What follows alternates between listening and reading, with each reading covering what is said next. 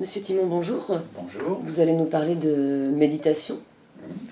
On sait que de tout temps, toutes les civilisations ont pratiqué la méditation. En France, depuis peu, le corps médical s'intéresse sérieusement à cette pratique.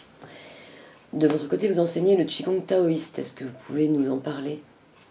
Alors en effet, tout au cours des siècles, semble-t-il, les civilisations diverses se sont intéressées à la méditation, ou des formes de méditation.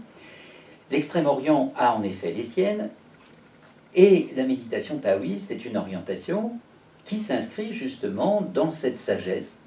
Et cette sagesse chinoise parle aussi de l'énergétique, puisque l'énergétique chinoise, la sagesse chinoise, la méditation, toutes ces disciplines, toutes ces orientations, tous ces mots différents ne forment qu'un grand ensemble, en tous les cas, dans l'esprit chinois. Alors la méditation, c'est quoi? La méditation, c'est de tenter de comprendre qu'en effet, nous avons à la fois un corps énergétique et un corps physique. Alors plus exactement, j'ai dit, nous avons un corps énergétique. Le lapsus, ou du moins la petite précision s'impose. Nous sommes ce corps énergétique et nous avons un corps physique. C'est bien que la méditation s'inscrit dans une démarche d'une pratique corporelle. Cette pratique corporelle a pour but, en premier, de permettre au corps de se détendre, de relâcher, parce que le concept taoïste du Wu Wei, qui veut dire ne pas agir, ne rien faire qui s'oppose à la libre circulation de l'énergie, pour être en contact précisément entre ce corps physique que j'ai, alors que je suis ce corps énergétique qui regarde et qui voit et qui a conscience. Donc une première partie, c'est d'apprendre à poser son corps correctement. Ça s'inscrit donc dans les exercices de Qigong. Et tous les exercices de Qigong qui ont été faits précédemment participent également à cette discipline assise par terre. Alors que cherche-t-on précisément dans cette méditation? Eh bien, l'enseignant, et c'est très délicat d'être enseignant de méditation, l'enseignant a pour fonction d'accompagner pas à pas celui qui va donc pratiquer. Et c'est une pratique quotidienne, donc on est plus souvent tout seul à pratiquer tous les jours que de rencontrer une fois de temps en temps un enseignant qui nous donne quelques indications. L'enseignant va donc pas à pas faire apparaître que des zones du corps sont sous tension, crispées, serrées, parce qu'on est trop sérieux et on a été crispé par divers stress ou diverses manifestations. Si bien que d'épaisseur en épaisseur, nos articulations entre autres, puisqu'on va commencer assis sur une chaise, ce sera assez facile, mais quand on sera assis par terre, ce sera un petit peu plus difficile, nos articulations ont gardé souvenir de ces blocages. Alors voilà, la première partie du travail physique, c'est donc de positionner le corps et que le corps soit dans une verticalité.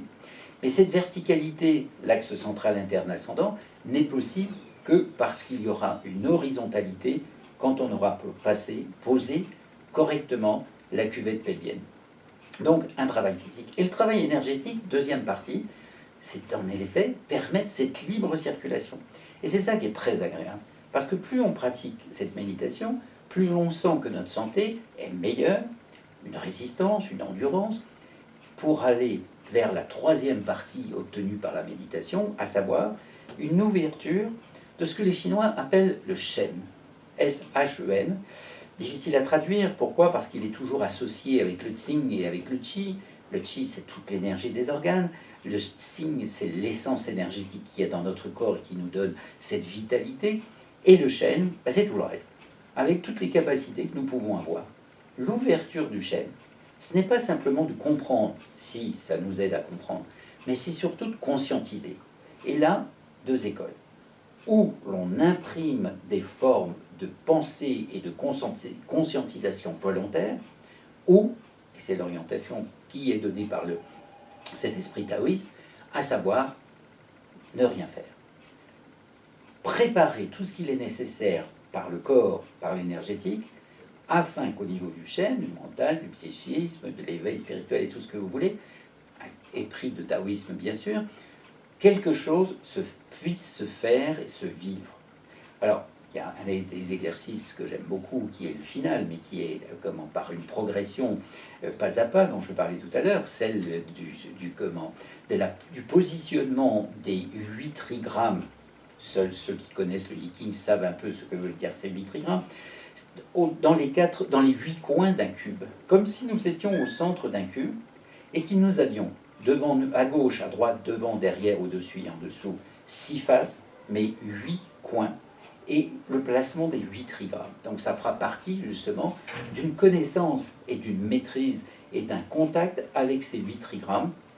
Si nous sommes en contact avec les 8 trigrammes à égale distance des 8, puisqu'au centre d'un cube, et à partir du centre du cube s'exprimera aussi le centre d'une sphère. Voilà, je vous donne juste quelques indications pour que vous puissiez comprendre qu'au moment où on ne fait plus rien, et c'est ça qu'on recherche, quelque chose se manifeste et vous donne une expérience. Voilà ce que nous recherchons dans l'expérience, dans le travail de cette méditation taoïste. Voilà, donc j'organise des stages périodiquement de 2 jours dans lesquels il y a un premier jour d'initiation.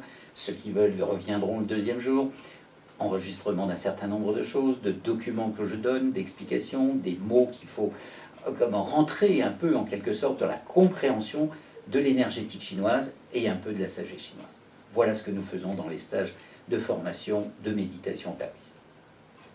Merci. Merci, merci à vous.